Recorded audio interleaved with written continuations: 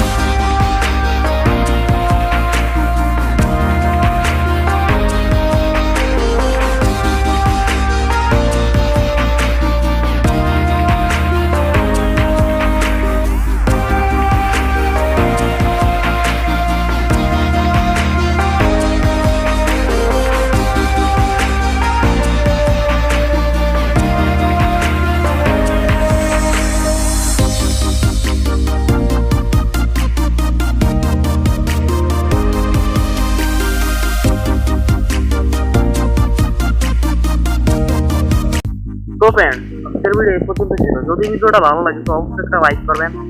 আর এরকম নিত্য নতুন ভিডিও সবার আগে পেতে আমার চ্যানেলটা সাবস্ক্রাইব করে বেল আইকনটা বাজিয়ে দিন। আর যে ইন্ট্রো ভিডিওটা আমি ব্যবহার করলাম এটা যদি আপনারা পেতে চান তো অবশ্যই আমার ডেসক্রিপশন বক্সে চেক করবেন, পেয়ে যাবেন। তো আর কিছু বলার নেই, তো সুস্থ থাকবেন, ভালো থাকবেন, আল্লাহ হাফেজ।